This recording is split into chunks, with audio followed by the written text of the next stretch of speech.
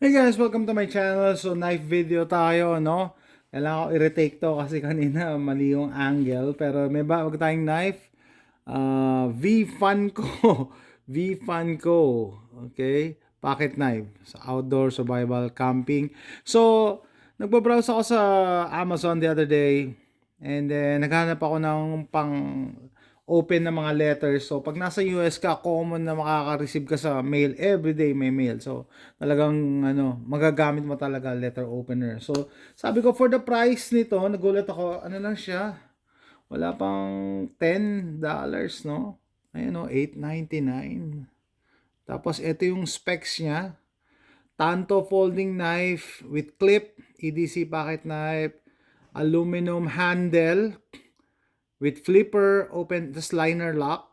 Ito yung ano niya, parameters.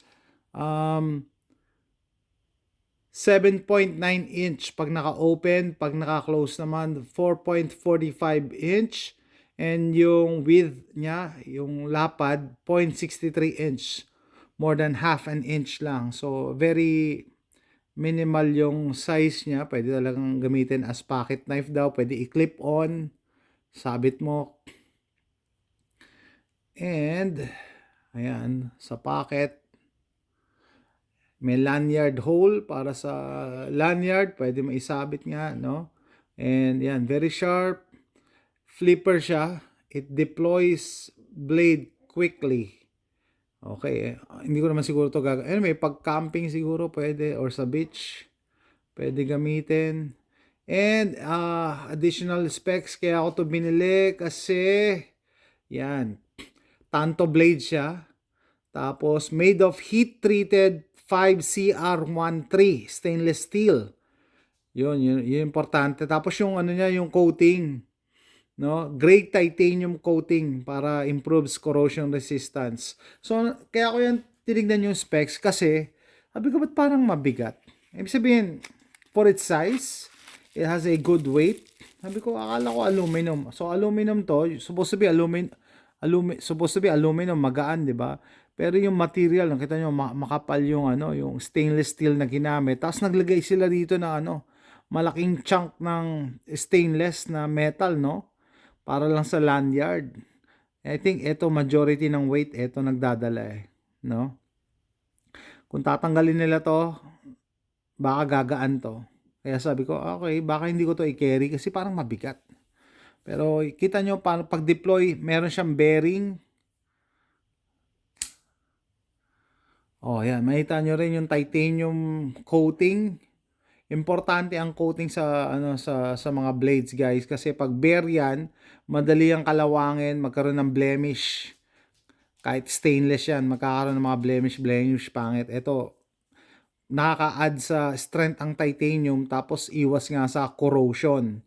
And sabi ko sa inyo, may bearing to, kaya smooth ang niya, action. Tapos, pag ginamit mo siya as a EDC, as an EDC, pag ginrip mo, ayan, may support ka dito para hindi ka masugatan, hindi dudulas yung sa mundaliri sa blade. So, either mag-grip mo siya ng ganyan, tama naman yung kapal niya rito, pwede mo siyang i-press ng thumb, or ganito lang in general, or ganyan, parang guide na rin sa kamay mo, hanggang dyan ka lang, no? Pero basically, binili ko to pang open ng mga letters. So, example ito, maraming junk mail dito sa US eh. So, araw-araw meron kaming binubuksan. Kaya kita nyo yung Tanto blade. Ayan, no? Tapos matalim. Suwabe, oh. So, imbis na bibili ako ng letter opener, mas maganda ito na lang. Kasi, dual purpose, pwede siya pamukas ng mga letter, mga packages, and pwede rin pang EDC, pwede rin pang camping, mas versatile. Kung bibili ka ng dedicated na letter opener lang. Siguro dun sa iba, no, sa hindi gumagamit ng blades, sabi, delikado yan, paano yung mga bata, bla bla bla. Well, similar, no? Siyempre, everything, education, hindi naman dapat talaga pinaglalaroan to. Hindi naman to laruan, no? Lalo-lalo na pagka hindi ka adult, pang-adult lang talaga, no? Minsan, habang nanonood ako, ito yung ko eh. Ang tawag doon? Ah, piniflip-flip ko eh. Ano? Ano ba yun, pan-relax. So, ito yung liner lock niya. Liner lock. Solid naman, no? Hindi yan hindi gagalaw yan. Walang bali yung liner lock niya. Solid yung lockup. Solid yung lockup. And, yan, nagulat ako eh. Less than $10. Why not? Why not? With this type of blade, tapos with this type of profile, sharpness, at saka coating. Importante sa akin ng coating ha. Dati wala akong alam sa coating. Akala ko okay lang basta pero ang laking tulong nito. Meron akong Morakniv knife na natanggal na walang coating wala na, ang pangit na ng itsura, kinakalawang na.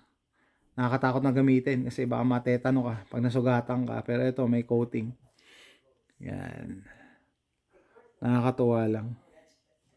And pagka kinlow yan, ganun lang siya kaliit Ang kamay ko guys ay XL gloves ang ginagamit ko para may idea kayo. So almost 8 inches pagka naka-open siya from tip to tip. And then less than 5 inches pag naka-close. So 4.5 inches yan actually.